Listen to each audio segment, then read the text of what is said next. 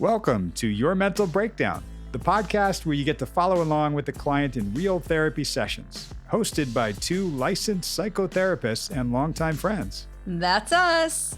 In a few minutes, you'll hear an actual session with Doug and Andrew, a real client with a fictional name.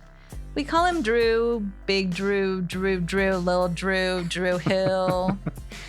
And you will hear our full therapy session, not just the sound bites. In every episode, after you hear the therapy session, I'll come back on with Doug and we'll break it down so you get a better understanding of what we do and how we think as therapists. And when we started this podcast, our episode 1 was also Drew's first real therapy session. So you can go back to the very beginning and hear how we all progressed together. In today's episode, we talk about how seeing traumatic events at an early age can continue to be impactful throughout your life.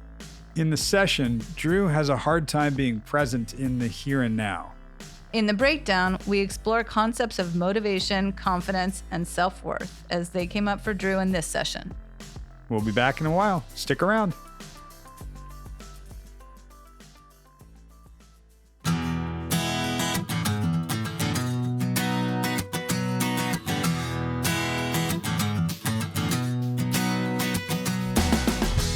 I am Doug Friedman. And I am Meredith Levy. And this is Your Mental Breakdown, a podcast.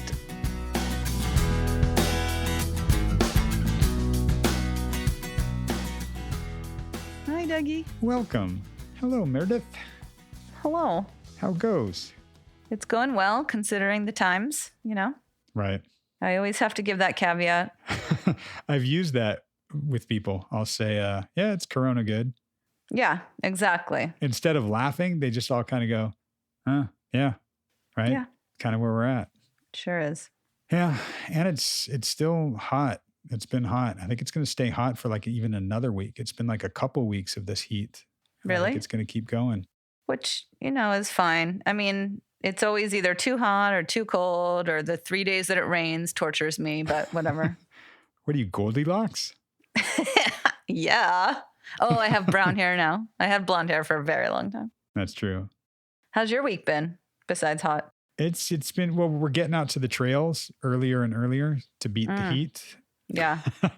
This was not funny. I don't know why I'm laughing. It was uncomfortable. That's why I'm laughing, because it's uncomfortable. Ah, good one. We were deep in a trail and somebody was coming the other way and they said something. I didn't quite hear them the first time. I thought they said, there's a hill down there. Watch your dog. It's like, yeah, we're going downhill. Of course there's a hill. What do you mean? And I just kind of went, what was that? And he said, there's a kill down there, a fawn. So watch your dog. And oh, okay. I guess that means, a fawn's a baby deer, right? Right. So, okay. And I kept my eye out, so Beckett doesn't go over there, but had no idea if it was like fresh or decomposing or what. And part of me wanted to see it and the other part really didn't.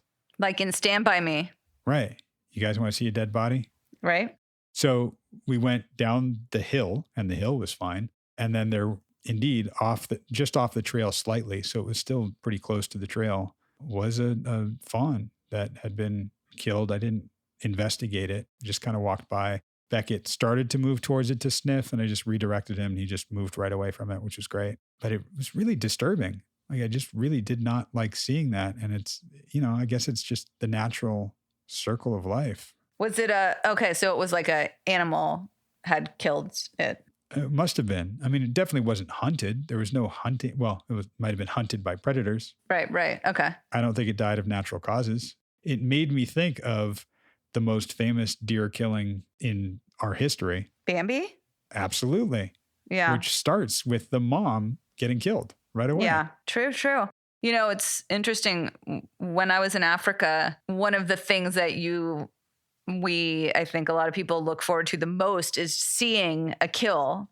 That's like, you drive around your safari Totally. and it's super exciting and you want to see the kill. And I totally wanted to. Whereas normally that kind of thing would bother me, but you are so in the environment Right. that it is so natural, and it is a cycle of life. And, it's expected, I think, when you just come upon something like that, where you're not expecting it, or it's out of, your normal daily life or whatever. I think it is probably different. Yeah. And I think those things are really impactful to us, Yeah. especially, when we're younger. I remember two different and very impactful things like that. One was when I was in the music business, internet wasn't really big there at all yet. I remember before the internet. In fact, we had a TV in like the main bullpen area of the office. And it was back when news stations were just starting to cover high speed chases. So there was one, and like everybody was gathering around, like, ooh, what's going to happen? What's going to happen? And you always watch the high speed chase to see the crash, right? Yeah. That's what you want to see. Yeah. And this was a guy in a white pickup truck, and he had pulled over. I was like, white Bronco? No. That was a low speed chase. He was on like the little interchange downtown LA where like a bunch of freeways converge, and he was in a white pickup truck. He rolled out like a sheet, and he had written on it, and it said something like HMOs took my wife. I remember that. So he was clearly distraught about that and that situation. Yep. And we're all watching. There's a helicopter overhead, and he walks out to the center divider and shot himself. Yeah, I totally remember that. And they didn't know, but they showed it because they didn't know it was going to happen, right? Exactly. And after that, I implemented something. I don't know how many seconds there are now, but there is now a delay. Yep. Totally remember that. I just remember all of us kind of gathering around, and just staring at this thing. And then we see that, and there's just silence in the room, and it's so uncomfortable. Yeah. The other one, I was a teenager. I was the one driving, and there were maybe 3 or 4 of my friends in the car. And we were in the valley on the freeway, and there was, a fire and smoke way up ahead. So clearly there had been like some sort of car accident and fire, and people are starting to like move over to the right to go around it. And being sort of the punk ass teenager I was, and with all my friends kind of going, ooh, what happened? What happened? We got way over to the left lane and tried to get as close to it as we could. And we got right up, and cops hadn't been there yet. Like it happened pretty fresh, and people were just flagging us to move around it. And we see a pickup truck on its side, totally inflamed. And there was a body that was leaning out of the car that was just completely charred. Oh. And everybody in the car went from that excited, like, oh, get closer. Oh, what do you think it is? What do you think it is? Yeah. That to dead silence. Yeah. Literally. Oh, God, that's tragic. It's so tragic and so uncomfortable. We don't know what to do with that. I started laughing, and then everybody in the car started laughing. And then we talked about how uncomfortable it was. Yeah. Yeah. No, those are the things, you're right, that stick with you forever, even if you don't know the people or anything, but just crazy. Yeah. Crazy the impact. Like I know people that every now and then will bring up a movie like Bambi or something that they saw at a young age. Yeah. Having such a tremendous impact, and you wonder why. Well, I think for the most part, we don't process that stuff. We just see it and try to make sense of it ourselves somehow. Yeah. Before we move on, I will segue into a lighter animal note. I am house and dog sitting for my sister and brother-in-law for the next couple weeks, and I have 2 adorable doggos here, a golden doodle and a Bernie doodle. And please try to refrain from judgment, everybody. No, I know they're not rescues, and I know they're genetically whatever, but we are all highly allergic to dogs. And so this way we're not. And we love them very much. And they're so cute and such a handful that I have the utmost respect for people with kids and dogs. And it's just I'm like, okay, I'll get up and feed you guys, and then I'll walk you, and then I'll walk you again, and then feed you again, and then make sure you're entertained, and all of it. It's a whole thing. Oh, yeah. I mean, obviously. Just wait till I bring Beckett over to play with them. Yeah, it'll be very exciting, but also I just want to just like smush their faces all day and just like cuddle, and they're just the best things ever also. Totally. Yeah. I mean, clearly I love dogs. I'm a 1 dog guy, having 2 dogs is pretty much twice the work. Right? But they also have each other then. Totally. But then, when you go out walking the dogs, you now have a leash in both hands instead of one leash. Oh, for fuck's sake. It's crazy. You can have like one eye on the dog and another eye on your surroundings. Now you have to have one eye on each dog. I mean, it's I've learned to walk them once at a time, one at a time. Interesting. Yeah, I have to. It's too much. But they're also not great walkers. I'm not going to lie. I love you both, but they're not. They pull, and there's rabbits around here and lots of other dogs. Chase. And but I love them anyway. So on that note, happy puppy stories, rainbows and puppy dogs, and Drew. Andrew, that's right. So we're gonna listen to what's going on with him. Yeah. Indeed. Check it out. We will be back with you at the end of the session.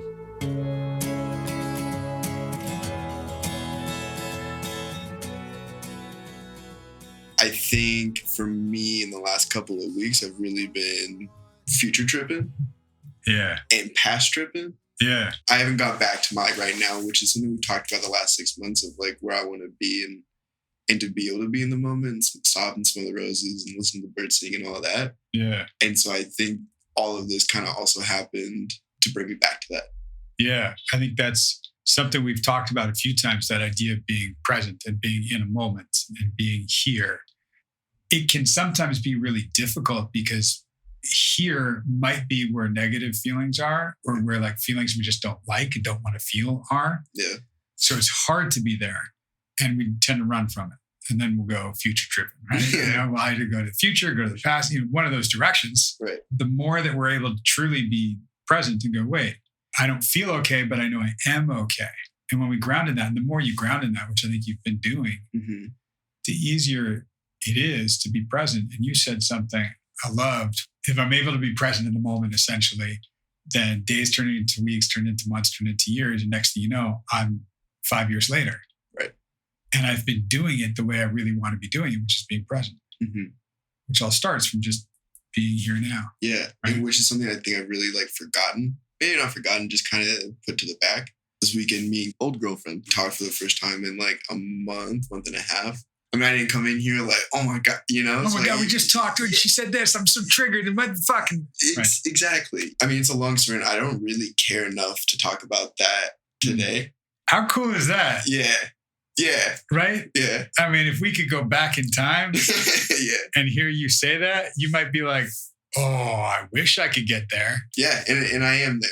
I guess I just kind of realized this weekend that everything we've been talking about is like reality now. And I do really well when I see like progression, when I can kind of like knock stuff down and be like, yeah, I did that. Okay, cool. On to the next. Sure. Which is something I haven't really been doing the last month. It's just been kind of like day to day. What's that what? Look on my face? Yeah. What did I say? Well, and I don't mean emotional progression. I don't mean oh, you picked that up. Yeah, because like I've been progressing like more so than I think I ever have in my life in the last couple of weeks. But I mean like tangible. Good distinction. I'm just checking that. Like that's what you saw on my face. Absolutely. I didn't hide that, right? Yeah. No, because you're right. I think we'll take it for granted that it's there, but I don't think you take that for granted. I think you recognize that. What we're talking about is you doing something like tangibly progressing, like not just like an anxious to-do list, but like there are things I actually want to do, and having that sense of accomplishment, feeling good about doing something is important. Sometimes we're human beings and we need to just be. Right. Sometimes human doing is important. Right. Yeah. And I think that's where I'm at too. I think I've been human being for the last little bit, which has been good. It's just I haven't done anything as far as like my career, my work wise. And so I realized that I need to start like doing stuff again, not like going out and partying or anything like that, but I just need to start working again. Yeah. Which is kind of like my mindset right now. It's just like my mind tells me that, but I'm still in like that non-motivated like mindset. Tell me about that non-motivated mindset. I think I scratched on it last week in the sense of like when I have that other person in my life, it allows me to be motivated because I'm not worried about it. I want to make my other person proud type of thing. Right. So like I find motivation and I found it in parents. I found it in everybody else in my life. And I realized that it's not old girlfriend specifically I found that in, it's every person that's in that role in my life I found that in. And so Right. I look to them for like reassurance, and I try and do certain things to have them tell me they're proud versus me telling me I'm proud. Do you tell you you're proud? I haven't, and I know I need to. That's part of my. Do you? I think I do. Yeah, Why? just like a little self-confidence boost, like a pat on the back. I think I need it, like blanket term. I need it. I think I was looking for it in the wrong places though. If I look for my reassurance in other people, like they're gonna fail too. And so like that's what I'm understanding more and more. Talking about the self-confidence, Mhm. it's self-confidence, Right. right? Right. And to say it's built on other people being proud of me, Mhm. that's not actual self-confidence. That's Yeah. confidence, or that's some might even call what you were describing codependent. Yeah. I yeah. need the other person in order to motivate and do that. And there's a piece of it when being proud comes from others, Mhm. or the motivation comes from others, that can be a little codependent, is not entirely independent. Yeah. And it doesn't have to be black or white, Mhm. but it brings us back, or me back in thinking of you, and maybe we'll see if you come back here with me, to when you talked to your dad about wanting to go out on your own. Yeah. It was, no, I want him to be a partner because I want him to be proud. And I want, Mhm. okay, maybe it was also a bit of, I want someone else to motivate me, somebody whose judgment Yeah. affects me so much that I will definitely fire up. And it's crazy that I'm realizing this at 24, I think. And, honestly, this is kind of like new. Like, I hadn't even thought about this until like right now. But I think my whole life I've looked for that in everything. You like anywhere from sports to grades to girls to cash flow to everything Right. has all stemmed from somebody else telling me it's good or okay or yeah, that's the right decision. I'm good. Yeah, Right. yeah, you're good because of whatever. Yep. I don't think I've ever really been happy for myself for something. That's a wild thought that I've never really thought about before, Yeah. like ever. That's an incredible realization for like a first time realization. Yeah. For you to go, well, 24 and I'm just thinking about this now. Yeah, There's some people that don't think about that until they're 44. Yeah. Right? Yeah. So that you didn't think about it when you were 14. right. So you're thinking about it now, and coming back to the time traveling thing, we're right now. Right. So you're thinking about it right now. Yeah. Phenomenal. Yeah. Doesn't make it like, Yeah. there, done. Right? It's wait a second. Yeah. A driving force for me has been what others think, and labeling myself, my worth, so it becomes my self-worth dependent on them. Right. So let's go with, how do you know or feel like you did good? I'm air quoting good because it's not that judgment of that, but Mhm. that I was of service, of purpose, or something meaningful, something fulfilling, or just something that I can check off to look like something. Yeah, I think words of affirmation more so than anything, like the 5 love languages. Yeah. Okay, so like mine are gift giving. Yeah. And words of affirmation. My gift giving one is why I try and give so much, is because of that. It's like I've always wanted that back. The classic, like getting a trophy for getting first place. My trophy is my mom telling me she's proud of me, or like whoever else in my life is telling me that, yeah, you did a great job. I'm proud of you. Yeah. That's where I find my solidarity of coming together for myself. Of, oh, you think I'm good? Okay, I think I'm good too. Oh, Right. you don't think I'm good? Okay, now I need to figure out what went wrong. That piece. Mm-hmm. Oh, you don't think I'm good? Yeah. You don't get a trophy Right. for that. Mm-hmm. What does that one look like? That's where I find a lot of my guilt. And I want to say self-reflection, but I almost want to call it self-pity too. What do you mean by self-pity? If X person in my life says that they're not proud of me for whatever reason in any aspect, I always turn to, okay, what did I do wrong? Not what we talked about a couple of weeks ago of having that room for disappointment and being okay with it. Yes. I've always looked, okay, I need to fix this. How can I fix this? I need to do it right now. Right. Not well, that's okay. It's great insight. Yeah, So, and it felt good to say too. It felt really good to say. just now? Yeah, because I've literally never Said that this. before. Yeah, Right. yeah. So I was like, this is incredible, man. Yeah. I mean, clearly the most not trophy you ever got Mhm. was finding mom in bed, not moving. Yeah. And that's what you're seeing now, Mhm. and how you're thinking about it now. I wonder what you would say to little Drew I almost want to step in and throw a different example in that. Please, sure. I don't think I've told you about this one yet, but this was 2 years ago, my first year down here. I went back for Thanksgiving. Like, it was a good weekend. We were good. Everything was fine. This was like the first year my mom was really out of rehab. I had left. I came home for the first time. Good weekend, had a great time. And then when I was about to leave, my mom got pretty fucked up. And we all thought she was good, just got out of rehab. We're back on track. And we're sitting at the top of like my staircase because I had to leave. I was like, I'm about to go catch a flight. Like, I got to go like right now. Right. And she was like, I probably won't be here when you get home next time. Like, this is it. And like, me and my dad were sitting there with her. And like, it was the first time where we almost didn't take like the remorse side or like the sad, like, I'm so sorry this is happening to you side, where like, why are you, like, we were actually like firm about it and really said like, no, you're fucked up. Like, you need to go get help. And throughout all of that, it was like a 30-minute conversation of her basically looking at me like right in the face and saying, I'm going to kill myself. And like, I won't be here next time you're back.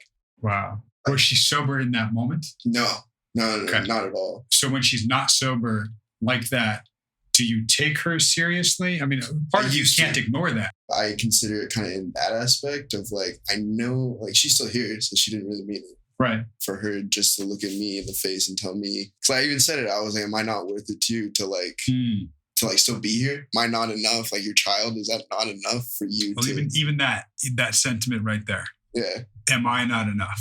Is that why you're doing this? Because I'm not enough. Is that the question?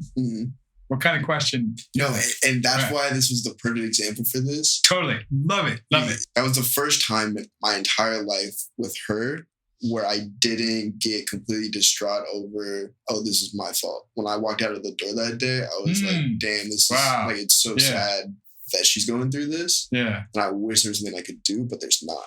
And I got to go back to LA. One of the situations where I just had to go. And so I walked out. Asked me that question 5 years prior to that, and I would have canceled my flight and stayed as long as I needed to. I would always look for my mom to tell me that she was okay because I was okay. And now it's flipping into I almost put myself in my mom's shoes now, to where she was looking for my reassurance in her. And I'm realizing that, and I saw how much that hurt me. Totally. And so now I'm trying not to fall into that same wave pool. That's a wonderful way to have compassion for what she was going through and understanding and a motivation to not be like that. As you tell me that story, and as we sit here now, because that was 2 years ago, right? Yeah. As you look back on that from this place now, as we're talking about this stuff, tell me about the strength that you see in yourself then.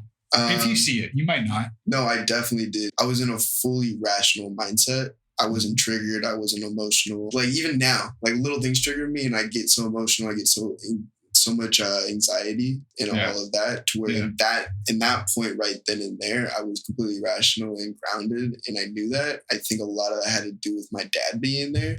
And so I think having him like by me saying the same thing to her and kind of being a team in that really gave me the comfort in that specific thing, that I was okay to kind of say what I had to say. Say what I had to say. Why did you have to say that? I think I had to say it for myself. Saying, I love you so much. I'm always here for you, but I can't, there's something I can do in this situation for you. Like, I'm here to help you in whatever that means, but I can't do this for you. So just being able to voice that and say that, it was completely different than anything else I've done. Because I think I'm still trying to be vulnerable in that, in the sense of like, I'm still here for you. I still love you. I want the best for you. Yeah. But also understanding between the two of us that I can't do it for you. And now that I'm hearing myself say that, I think the same thing with old girlfriend. It's like, I can't change you. There's nothing I can do about it. Like, I'm here for you. Like, if you need anything, I got you. But like, other than that, like, you got to figure it out. Well, right. And the flip of that one too. You got to figure you out. It can't come from old girlfriend. And you even said it like, maybe I need to take some time just to figure my shit out. Yeah. Well, I look at that as going, and this is a leap too. So give me it. No, you can trash this one if you want to. Come on. It's I don't hold back. Of course I'm coming on. It's that I need to not be with you right now because I truly want to strengthen myself. And when I'm with you, I draw my strength from you and how you see me. And I want you to be pleased and proud And that's not coming from myself. That's coming from you. And it's a vicious cycle because it keeps feeding that. So I think it's me and I think it's great. And as long as I'm a good boy and being a good boyfriend and doing good, then all right, everything's great. I need to strengthen myself. And I think the same thing for my brother. Across the board, everything we're saying right now goes to, like, I think a lot of my relationships, if not all of them. That young version of you with brother, in like kind of that moment that you remember distinctly. Like if there's a version of that we can look at too, where, you know, what you'd say in that situation, because there might be two levels. One with what your relationship is with brother and how that goes and what that means. And then the relationship with mom that's similar to the one we're talking about 2 years ago, where you saw like, hey, I can't do this. I need to do this. But I wonder if for you and brother, there's that, because he gave you if you go out there, I'll never talk to you again. Yeah. And I think, I mean, I was like 12, 13 when that happened. So I think if I had this now, then I would at least be able to say why I was doing it and give him more of an insight into like where I was at going into that. Because I just fuck off and going out. We never had a conversation about it. We didn't dialect at all. Because like it just didn't happen. Do I wish we could have talked about it after that? Yeah, but we were still kids. I wonder if, I know the first part of this for sure because we worked on it. The second part is what I'm wondering. But the first part being having compassion for little Drew being in that situation and how that went. And I think you have had that. And for you in that moment at that time, I do need to go check on her. I do need to do that. No one else is. And I think there was still some fear and some panic and all that. And we can walk through that more too. But the idea of brother, I wonder if what he might have been trying to say. Thought about this. I feel like I have a lot of emotion, so I'm really good at showing it because there's just so much of it. And he's kind of the opposite and closes down and gets protective and angry and gets into rage and that kind of thing. I think he was really just trying to protect me of not seeing what I was about to go see. In a sense, the voice he was trying to have at that time is the voice you had 2 years ago that said, I'm getting on this plane. I'm leaving. You know, your thing's your thing. I mean, if you need me, I'm here. And I think your brother was trying to be that same voice then. And he was 13, 14 years old. You know, he couldn't put all this together. You guys were not capable of having that discussion at all. But I think if we look at, maybe that was the sentiment he was trying to express. Didn't know how. And for him, he has a very strict, structured way of doing things. Very black or white in his thinking, right? The military is great for that. And he probably fits in very nicely there and does pretty well there. And it's fantastic for him. That's great. We don't have to shake him out of that. As you look at reconnecting with him, I remember something you said about seeing him at the bachelor party and that idea that we worked on of we don't need to go back and rehash everything and be cool now in order for me to be at the bachelor party. We don't have to walk through all of it. And I was saying to you, if you remember at the time, something about there's a part of this where we don't even need him. And it's you becoming okay with something so that you don't have to rehash and go through all that. Because he was 13, 14 years old. He didn't know what the fuck he was thinking then either. I never thought about that either. You know, because he's always been my older brother. And so I've always seen him as older. Never put him in that, oh, well, he was 14 too. It's the Harry Potter snapshot. You've seen him moving this whole time. He's always big brother to you. But if you looked at a snapshot, a Polaroid of him at 14 years old, he doesn't have any tools. He's like, my brother's going to go out there. No, I've got to protect him. I've got to stop him. The only way I know how is to say, I'm not going to talk to you ever again. Right? I mean, he could have said, I'm going to beat you up or I'm going to, you know, flush your blanket down the toilet. That idea of, you've always seen him as big brother. And as he is to you now is how he was to you then. But that's not accurate because how he was to you then was a 14-year-old to a 13-year-old. Much different. Way different. Because like he didn't have any of the tools. He didn't know what he was doing there. But I like the thought of not having to hash everything out, especially because so he's getting married in like a month. You asked me this question of like, how do I feel about his wedding like 2 months ago? And I think I said like, old girlfriend, be there, we'll be all right. And that was my mindset. And now it's like, I have such a cool opportunity just to go be there and be with him now, not oh, we're going to go figure everything out. It's just a cool opportunity now to go see him and him get married. You know, this is a big life event. And so like, I'm more so excited to see him. To see him, the Harry Potter version, to see him, the snapshot now. Yeah, the snapshot. You know, and see where he's at right now. And, because he's still my brother. I still love him. I think what I hear is you come close to something. You might already be there. Mm-hmm. So I'll lob it up and see if you can hit it. I want to show up to the wedding now as me now. Yeah. I will take him as he is now. Yeah. I also want to be there this way as I am. And that's it. Yeah. And I am good enough. There's no other place that I can be other than where I am, how I am. And that's something that's evolving and that you're working on. Yeah, definitely. I think that's exactly it. You know, I just want to go see him now. And because like, his life he's grown up. And I hope that we have some sort of a conversation. I don't mean like what's the last 6 years of your life been? You know, but I want to show up with full vulnerability too, the way we talk about, not only for myself. I think it's very important for myself. Mm-hmm. I want to be vulnerable there for myself and him. But I think there's a piece of me that wants that to show my parents that I've been working on my shit and I've been trying and I want to have a relationship with him and I want to show them that so that they're proud of me for that. Mm-hmm. I just don't know if that's the right logic behind it. Yeah. And I like that you're screening for that because there is some ego that wants that.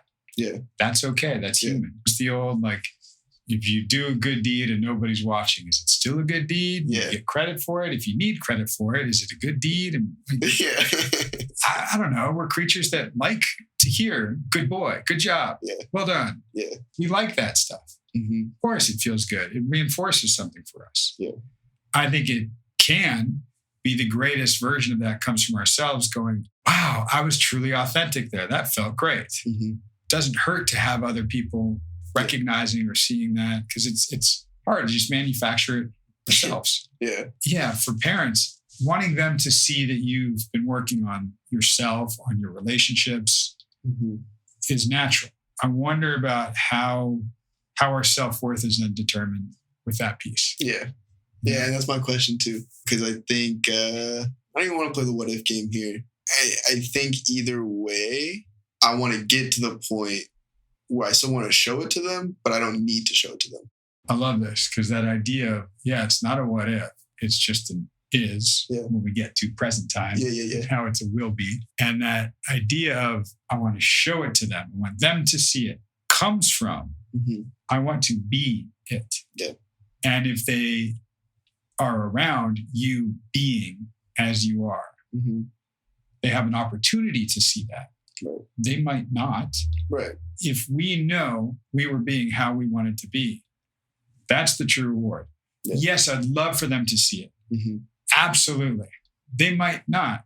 And I don't think that takes away. I mean, if, for example, shit example, but I'm using it anyway, your mom's fucked up at the wedding. Right.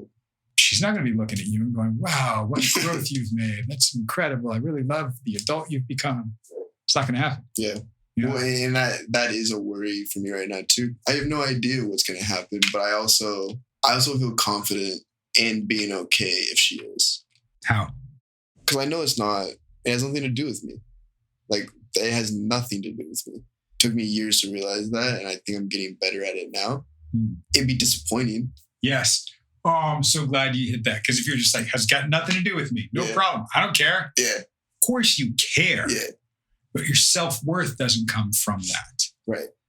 Oh, she's fucked up. I did something wrong. I'm bad. Yeah. No, fuck that. Fuck you, Vader. I don't need that voice in my head right now. That's still really disappointing. And it might be a little embarrassing. Right. You know, shameful. Right. Okay. That's her, not you. The more we create that separation from she's her own person, I'm my own person, then we get to truly be your own person. Yeah. And when that own person is the one that's got the authenticity and the vulnerability that you want to have, we did it. Yeah.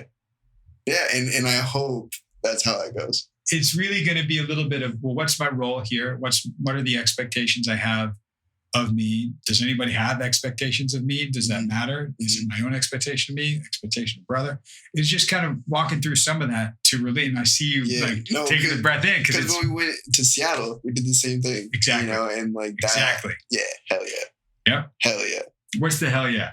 Because it's like, I want to go more Green Beret with that. And I think that helps me do that. Right. In the sense of like just seeing it, just walking through it and playing out scenarios and finding out what is my why? And why am I there? What am I doing there? What is my role? What am I there to do? Right. Helps more so solidify why I'm actually there. Yeah, it's funny because I'll shift the Green Beret metaphor just for a second to go actors. Yeah. Some of the best actors are the ones that know their character inside and out.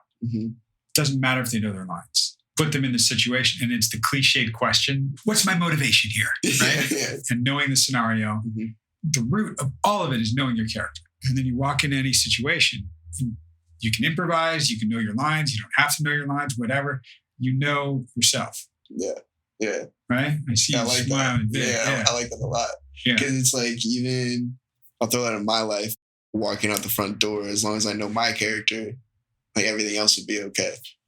Absolutely. And I think I want to touch that onto last week where I said I'm scared to like go talk to people and shit. Yeah. Because I think that intertwines with that really, really well. Yeah. Because then it's like, I'm just being myself.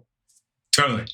Absolutely. It's easy. Absolutely. The Green Beret and those are a little tougher because usually it's situational, right? We think there's a situation and you go, what makes the Green Beret side of the spectrum so enticing, I think, is not that he's got all this training and he can handle it. There's a piece of that, but it comes from, I know my character so well. Yeah. I don't know what situation's going to be thrown. You're not going to run into a bear that's going to kill you, right? Yeah. And you've got like a tiny Bowie knife. Yeah, and that's all you can do. No, I think you're going to get bears of different sorts. Yeah. Heartaches, people disappointed, people saying shit. Who knows? That idea of, okay, when I walk out my front door, if I know my character, my integrity, my authenticity and vulnerability, then I can walk out that door.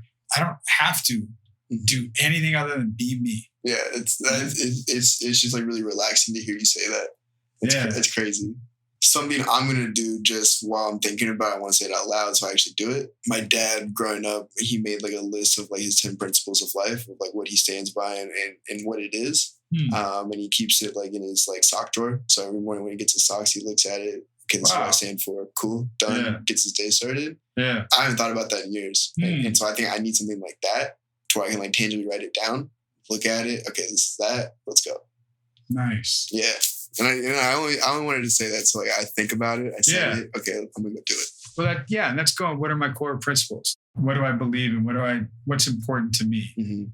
And I love this because it's the flip of others saying they're proud of me. When I said, "Well, are you proud of you? Did you get to tell yourself that?" I don't know. I don't really have a checklist to look at to go, "Yeah, I'm doing well. Good job." Yeah. And if our only checklist is achievements and success and dollar amounts or well-received designs or whatever it is, right?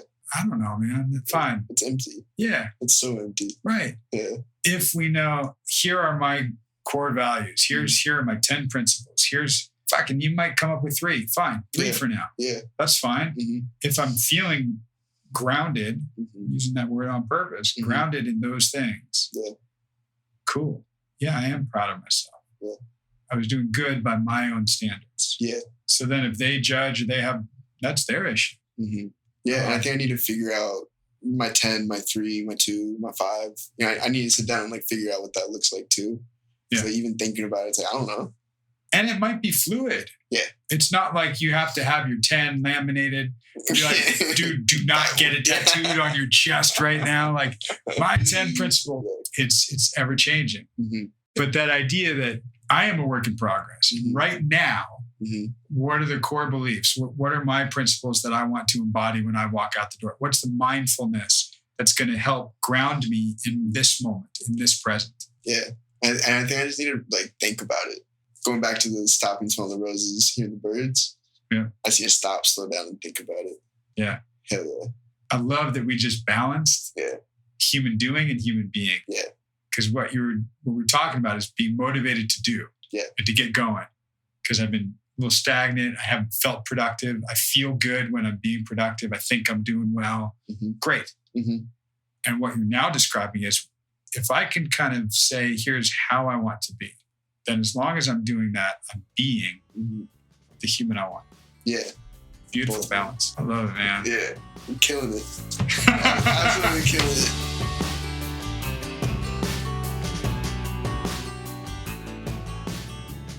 And we are back with you.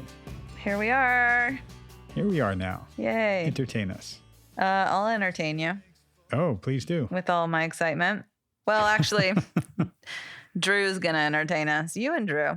So Drew, he was talking about how the last couple of weeks he's been future and past tripping. And Right. last week he was talking about how he was unmotivated for the past couple of weeks. I think there's a lot of overlap on that. Yeah. If we're not doing much, we can be wanting to get out of our heads. And you had mentioned that it can be difficult to be present because sometimes we have feelings that we don't like or we don't want to feel. Right. And if we can come back to those feelings, then we can say, maybe I don't feel okay. And also I am okay. It's okay to not feel okay. Right. Yeah. I think too that idea of two ideas came to me. That idea of future tripping, past tripping. Yeah. It's sometimes it is hard to be present. So if it's hard to be present, we'll go to the past, we'll go to the future, we'll probably be critical. And it is really hard to kind of work yourself out of that. And I think the other idea for me is this session isn't so far off from the one we had last week. Right. And if you think about it, we're not giving you the highlights. We're giving you somebody during their whole process of therapy. Right. So you get to see them week to week.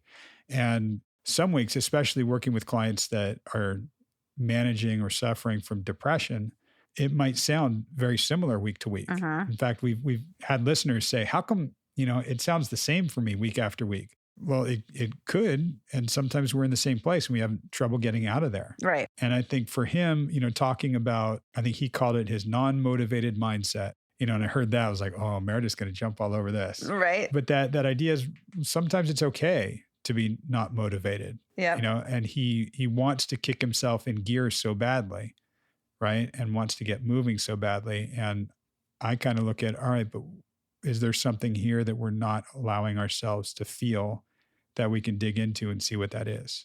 Yeah. That non-motivated mindset. Of course, I jumped on that. And this is another thing I think we'll do an inside out on, because once again, the type of therapy I do, we talk about, and you guys talked about the being and versus doing. We talk about the being mind versus doing mind, and too much being versus too much doing, and finding that middle path. And, he's talking about this non-motivated mindset. Well, there's sometimes just being is okay. Right. And sometimes just doing's okay. But, we got to find that balance. And I think that there's a big part of the session where after that, he talked about looking for reassurance in other people. And he brought up again, like from last session, if a lot of his motivation comes from wanting praise and validation from other people for what he's doing.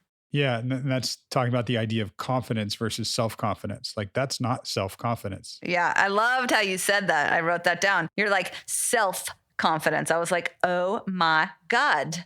I never thought about that.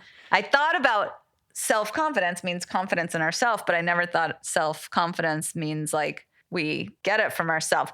And you did mention, yes, it's not black and white. We can get confidence from other people. And something that I often talk about with my clients is when I first became a therapist and I worked at rehabs and I ran groups and I was pretty green, I just walked in those rooms and those groups like, what's up, motherfuckers? Like, hey guys, like I've done this for 20 years in my mind, because they will they can smell fear. Yep.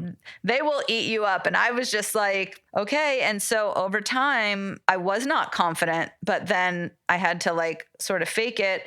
And then as I did that, the feedback I got was great. And, oh, you're good at this. And so that started to validate me and it helped me build confidence. Right. Right. So it wasn't that I needed other people to validate you or give you that boost of confidence. Yeah. So, I mean, again, I think it all makes sense. I think if we cannot find internal happiness eventually or self-confidence in some area of our life eventually, it's going to be difficult. And it always makes sense to want external validation. If we didn't, it wouldn't be natural. There's an idea too of most of how we formulate, our own thoughts, beliefs, our faith, whatever it might be, political beliefs, anything like that. It's an internal process. But often in order to strengthen that, to feel like it's right, we look for it other places externally. And the more we can see it externally, validating what we kind of came up to internally, the better we feel. Right. I think what happens when that's unchecked is you see a lot of people proselytizing or evangelicals, like needing to convert people to their way of thinking, Right. whether it's their faith, their political belief, a stance. They need to be right, and they need you to agree with them in order to validate their rightness. You can't just be right for yourself internally. Yeah, and it was crazy. In session, Drew has this realization that his happiness has relied on other people giving him this positive feedback, and basically that his self-worth has been dependent on other people, and that was previously. And now sort of talking about, how do I know I did, quote unquote good? And then he brings up the fucking 5 languages of love. Did he know about that before he came to you, or do you guys talk about that? Oh yeah. No, that's pop culture. Yeah, I've never heard the lay person talk about that. But you guys, if you don't know what it is, the 5 languages of love are basically ways that how you like to be shown love. Can be romantic or anything, doesn't have to just be romantic. And knowing how other people like to be shown love. Right. And sometimes knowing that we're totally freaking off on that. Right. And that's not the worst thing. It's in a relationship. If you go, oh, well, my love language is words of affirmation. And the other one goes, well, mine is physical touch. So it's not enough just to say things. I need touch, but I need to hear things, not just be touched. And by the way, to give credit where credit is due, Gary Chapman wrote that book, came up with those. Yep. No, it's super important. If I often have people, whether, I'm like, take this quiz with your partner or with your dad or with your whoever it is, because a lot of times the acceptance that, oh, well, what I thought you were doing was, you're trying to buy my love. My parents are trying to buy my love, but really they're just pretty emotionally stunted. So this is their way of expressing how much they love me. And right. Radical acceptance. That's okay, because even though it may not feel great, I'm starting to understand that that's their way of doing it, Right. Which actually, we've talked about this, the brother's way of, showing that he loved Drew or cared for Drew might have been, don't go out there and help mom or I won't talk to you again. Yeah, you talked about that. Yeah. Well, let's get to that in a minute. Don't go out of order. It confuses me. Well, all right. Jumping back to something you did hit too. And I thought you were going to pull this piece out when you were talking about how Drew often looks for other people for the validation or reassurance or confidence. And what he's understanding now more and more is that, oh, they're going to fail him. Yeah. And he even said that. And I caught that. I don't know if I said it at the time, but it sort of fits with how he thinks that everybody in my life abandons me, leaves me, and they never come back. Like they will fail me. Well, maybe they failed that one time, that one place. Maybe they truly did, and they're not like a good friend, or partner. But it can also be, if you're looking for that reassurance and that confidence from the other person and you don't get it, then you're going to vilify them. Then they will be a failure to you, rather than what you just said about like a parent that, oh, them buying me gifts, that's their love language. So they're just saying, I love you in their own way. That's so interesting. The way I interpreted what he was saying was, if I look for reassurance in other people, they're going to fail because I'm setting them up for failure, because that's not their job. Exactly. Yeah. So I was kind of like, oh shit, that makes so much sense. Support, reassurance is cool, but if that's what I'm depending on in order to be happy and to have some validation and confidence, that's putting a huge amount of responsibility on them. Right. And, for like the fourth week in a row, I'm going to bring the Matrix thing back up. That idea of, you won't have to dodge bullets. It's if your confidence is truly self-confidence and comes from internally you, then other people, they don't fail you. They might have failed in some way. Right. But then it's not a huge failure. You don't experience the failure. You might be disappointed, but you're not dependent on them for your self-worth. Exactly. Yeah. His mom went to rehab. Uh-huh. So that story was crazy about being here for a year, going home for Thanksgiving. And she had just recently gotten out of rehab and she was loaded again. Right. And that in and of itself is like, fuck, man. How she basically said, I'm going to kill myself or I'm not going to be here when you get back or whatever. And one of the first times he was able to say like, you know what, this isn't my fault. Just walked out, went back to LA where he has said 5 years before he would have canceled his flight and that he was always looking to his mom to tell him she was okay so he could be okay. And finally, at this point, he sort of turned it around and found compassion for her, but wasn't depending on her to be okay so he could be okay. Right. Yeah. I think there are two things that he's really going over and proving to himself is true. That's the first thing being, it's not his fault that he's not enough. Yeah. And that idea, and he said that a couple times. Are you doing this because I'm not enough? Is it my fault? And do I have to be here?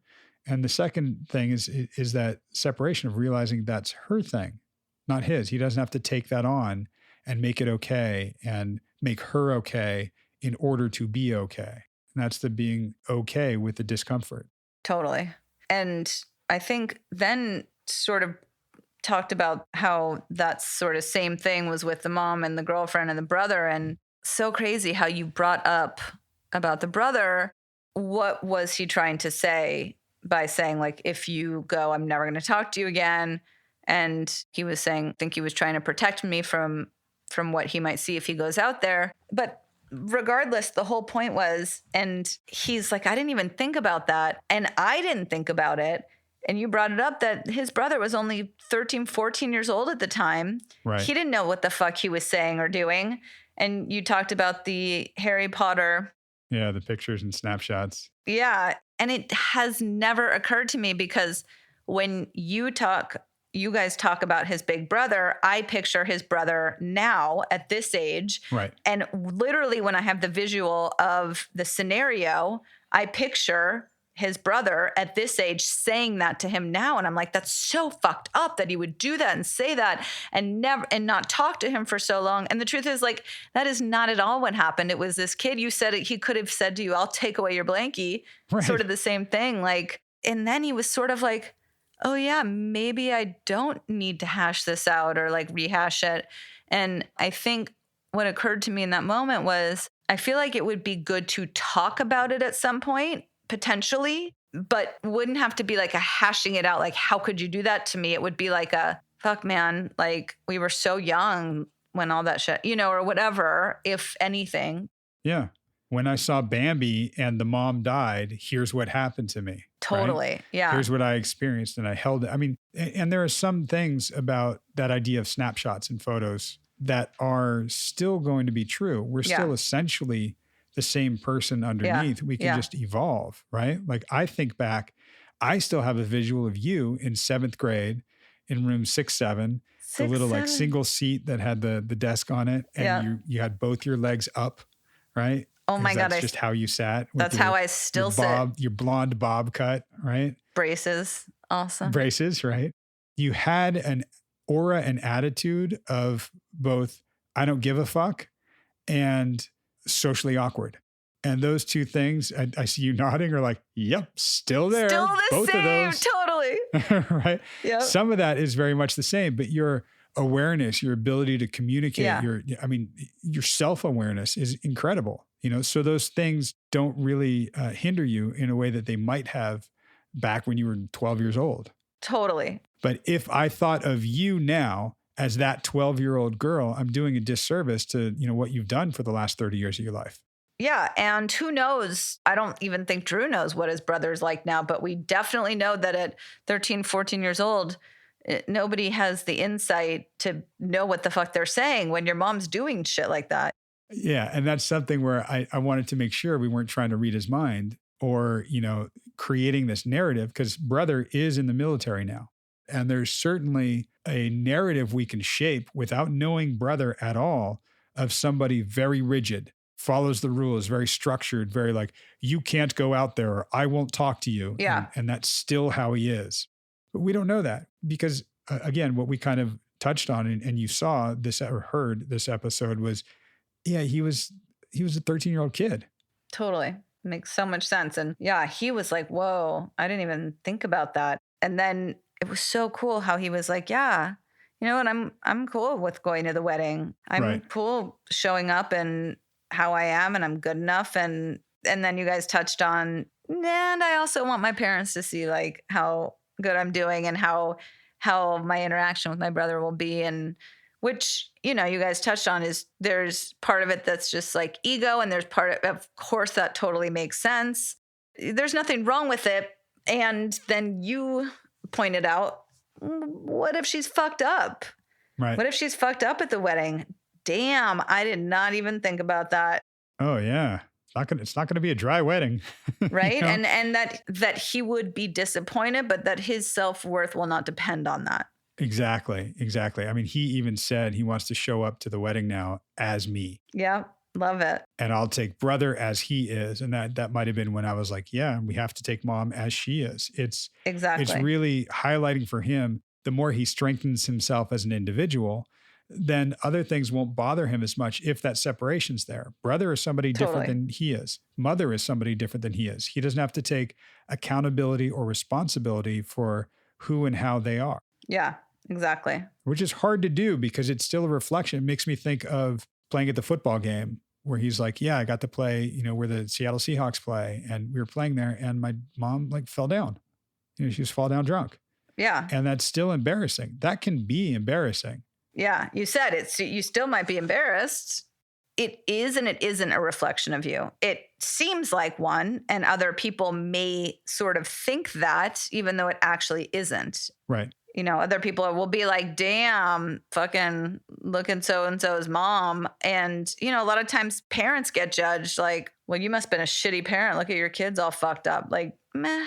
Yeah. And that's, I mean, on the one hand, and the football example and the wedding would work for this too. If somebody said, which he did for football, wow, your mom's fucked up. If we focus on the mom and how embarrassing it is, yeah, it's going to trigger something. We're going to get defensive. We're going to feel that, we can also kind of go, yeah, that's kind of how it was growing up. It was really tough for me. Yeah. Yeah. And like compassion for her, like, yeah, it's fucking sad, man. Right. I think he's getting pretty well.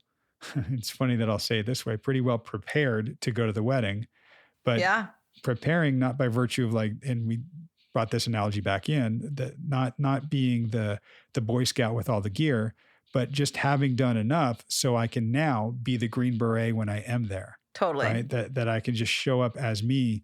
But what we had to do is do the gear to kind of figure out who you are, what that is like. Right. And when you have that strength, so that much ego good work. Strength. Yeah. Oh yeah. Yeah. I love it, man. I love being able to see where he is in this now and where he was when he first mentioned this.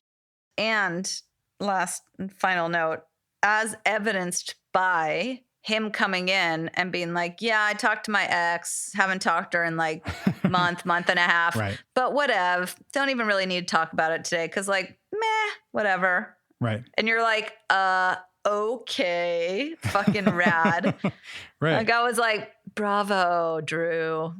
Yeah. I mean, he's really getting to be in his own experience. I think he even said it, even though, when he said before that at the beginning of the session, I've been future tripping and past tripping, and he really wants to be present. I mean, he talked about wanting to smell the roses and hear the birds. Like, yeah, he's doing that. He's walking that. And it's wonderful to see. And I think it's going to be really interesting to see as the wedding gets closer. Yeah. what will come up and how it will go and what it will be. And if it will be one of those things where, because this happens sometimes with clients where we might forget something like that is happening and they'll come in and they'll go, yeah, week was pretty cool. I was at the wedding this weekend.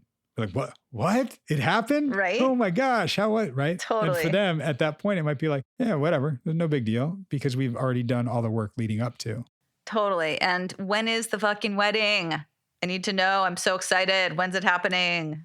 Tell me. You were going to hear it right at the beginning of season 2 when we re-air. I don't know. Maybe. It's coming soon. And, I know, I'm excited. Coming soon and all very pre-pandemic. So when we talk about being at a wedding, it was totally a wedding before this stuff hit. Yeah. So you could sneeze and cough all over everybody. And nobody cared. That's right. Everybody licked the wedding cake. That's right. And on that note, we will talk at you again next week. Yeah, we sure will. Keep coming back. It works if you work it. Oh, snap. All right. Bye. Bye.